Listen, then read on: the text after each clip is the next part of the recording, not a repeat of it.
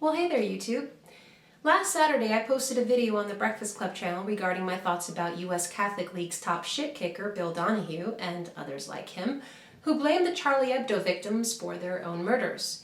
He keeps denying that it's victim blaming and insists that the murders were horrific and wrong, but they incited it somehow. Basically, his argument came down to this. And I'm not saying he should have killed her, but I understand. There were a few comments left, mostly by the same person, that stated that the Charlie Hebdo massacre occurred because the murder victims were invoking freedom of speech as a means to mask their racism, because the magazine had printed cartoons that are perceived to be racist, and so I was accused of defending racism. Now, to be fair, I hadn't really considered that when I made the video, because I honestly didn't care whether or not the cartoons are racist. As far as I'm concerned, that is completely irrelevant to the matter at hand.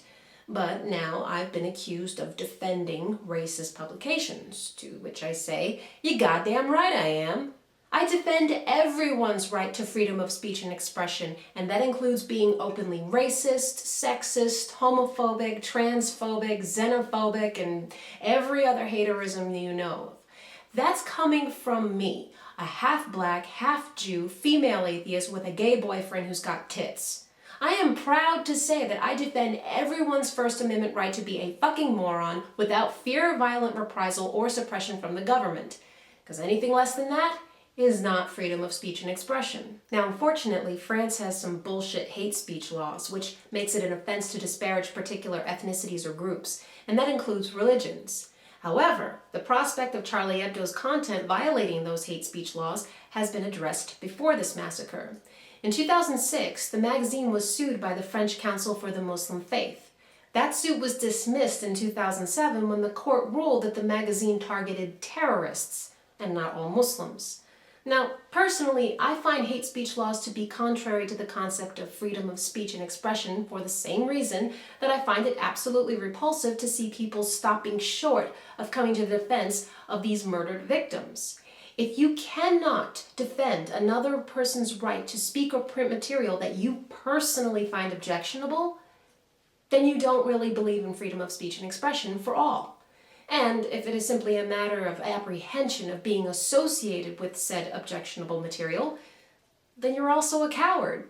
You think I care if people call me racist because I stand by the right to print and say whatever the hell you want, no matter how absurd or outrageous?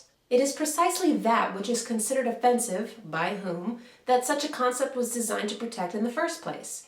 The ACLU understands this, and that is why they have successfully defended our own batch of homegrown shame, the Ku Klux Klan, when their First Amendment rights were violated back in 2012.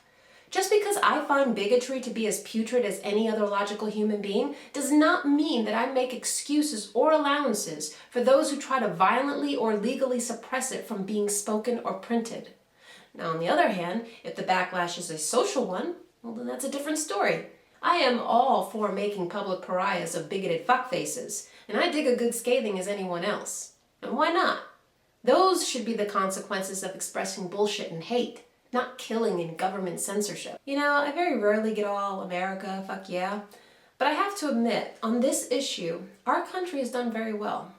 Despite the US's tendency toward prudish puritanism, we have a Supreme Court that has protected us many times from a government that has attempted to dictate to its citizens what we can and cannot say just because it might offend someone or many someones, and especially if those being targeted for ridicule are groups that many of us are extremely sensitive to, like Muslims, who are often viewed and treated with suspicion and hostility, even though the majority of them have nothing to do with terrorism.